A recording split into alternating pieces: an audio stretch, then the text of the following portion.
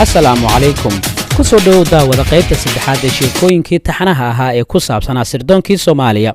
sheekooyinkan gaagaaban waxaa qoray Master Xiirane oo ka mid ahaa saraakiishii ciidanka sirdoonka ee Soomaaliya.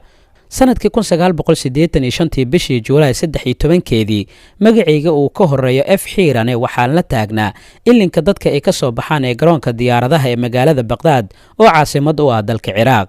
wiil dhalinyaro ah waan salaamay kadibna wuxuu markiiba asigoo aan istaagin gudaha Baghdad naga saaray waxaan cagta saarnay jidka loo maro magaalada Tikriid. waa 140 kiiloomitir safar ahaa. daal badan ayaan dareemayay waxaase iiga darnaa inaan indhaha isgeliyo oo ay dhacdo waxa aanan la mahdin. wuxuu ila sii duulaba waxaan si nabadgelyo aan ku tagnay magaalada Tikriid. qasri weyn oo webiga Dajle saaran ayaa jeex la iga dejiyay. waxaan ka qubaystay daalkii safarkii dheeraa ee aan kaga imid Xamar ilaa xawaarihii u dhaxeeyay Baghdad iyo Tikriid. xoogaa yar kadib waxaa albaabka igu soo garaacay sargaal Ciraaqi ah oo aan markaasi aan aqoonin. wuxuu igu yiri hogaamiyahayga ayaa ku doonaya inuu ku arko. waxaan ku yiri aan diyaar garoobo. marxaba iyo gudoon ayuuna albaabkii iigu sii laabay. macaawiis iyo goshaal ah kaba saandal ah iyo bakoorad ayaan gacantii ku qabsaday. anigoo u muuqda gashaanqaad Soomaaliyeed ayaan albaabkii furay. waxaa isoo horkacay sargaalkii. markaan 3 daqiiqo ku dhex soconnay qasrigii jeexa la iga dejiyay ayuu albaab furay. kadibna mid kale ayuu si edeb leh farta dhagdhag ugu siiyey. soo dhaaf ayaa af Carabi lagu yiray. markiiba intuu fadhigii ka istaagay ayuu yiri soo dhawow walaalka Carbeedow waxaa timid dalkaadii. waxaa mahadle Ilaahay oo nabadgelyo kugu keenay Ciraaqda weyn. durba waan gartay walle waa madaxweyne Saadaam. maana filaynin inaan asaga arkayo. waxaa dhinaciisa fadhiyay Cizaad Ibraahim Al-Duuri.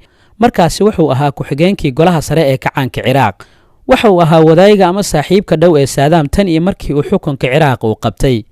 waxaan durba dareensiiyay madaxweyne Saadaam inaan diyaar u ahay inaan ammaanadii madaxweyne Jaalasiyaad uu ii soo dhiibay aan ku wareejiyo. waxaa malahayga aan u gartay ma keligaa ayaan kuu sheegaa mise Al-Duuri waa uu maqli karaa. wuxuu yiri isaga oo dhoolla cadaynaya ninkan waa ku-xigeenka golaha sare.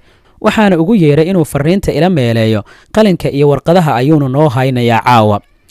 durba waxaan bilaabay inaan soo qofo waxaan qarinayay ilaa Xamar. waxaan u dhiibay dhowr sawir oo markiiba midkood uu gartay oo saraakiil NSS ka tirsan kuwaas oo qarsoodi ahaan ay kaga soo qaadeen saraakiil reer Ciraaq ah oo Qubrus kula fuudaya shaax iyo sharaab sargaal ka tirsanaa safaaradda ay Yahuudda ay ku leeyihiin Qubrus. sidoo kale waxaan waday warqad sir ahayd oo Jaalasiyaad uu ka helay Dimashq taas oo qeexaysa nin shaqaale ka ahaa bangigii Batra ee ku yaala Ammaan Urdun Axmed Jalabi inuu yahay wariye cadawga Ciraaq ay ku kalsoon yihiin kana qaataan warka Ciraaq. xilligaasi Dimashq iyo Baghdad waxaa u dhaxeeya dagaal qabow. wejigiisii ayaa bedelmay hadalkiina wuxuu yeeshay dhawaaq ka duwan kii farxadda ahaa. isaga oo sigaar qiiqinaya ayuu yiri salaan iga gaarsii walaalkaygii Maxamed una sheeg qaa'imiintan khaliijka waxaa kaliya ay heshiis ay ku yihiin sidii loo ciribtiri lahaa 4 ciidan ee ay ummadda Carbeed ay ku faani karto. waa xoogagga dalalka Ciraaq, Algeria, Soomaaliya iyo Suuriya. waa dabadhilifka cadowga ummadda. ku dhawaad 3 saacadood oo fadhi qaatay ayuu Cizaad igu soo dhaweeyay halkan deganaanna igu soo hagay. hurdo aan dhowr jeer ka salalay ayaan seexday habeenkaasi.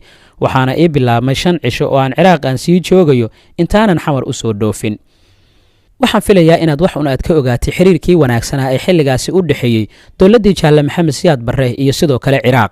waxaa kaloo aad halkaasi ka ogaanaysaa in uu jiray xurguf la doonayay in lagu jibiyo 4tii dowladood ee xilligaasi ciidan ahaan xoogagga Carabta ugu weynaa oo kala ahaa Ciraaq, Algeria, Soomaaliya iyo Suuriya.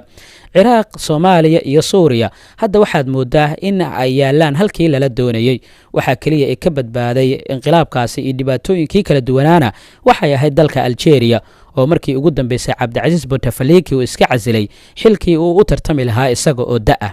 halka ha inoo joogta qaybta saddexaad ee sheekooyinka uu qoray Master Xiirane oo ahaa sargaal hore oo ka tirsanaa saraakiishii ciidanka xoogga dalka. waad ku mahadsantahay daawashada iyo la socoshada muuqaalada kala duwan ee aan halkan ku soo gudbiyo.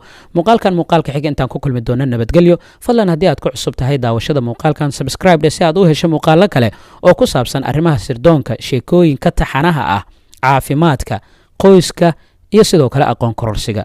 muuqaalka xiga intaan ku kulmi doono nabadgelyo.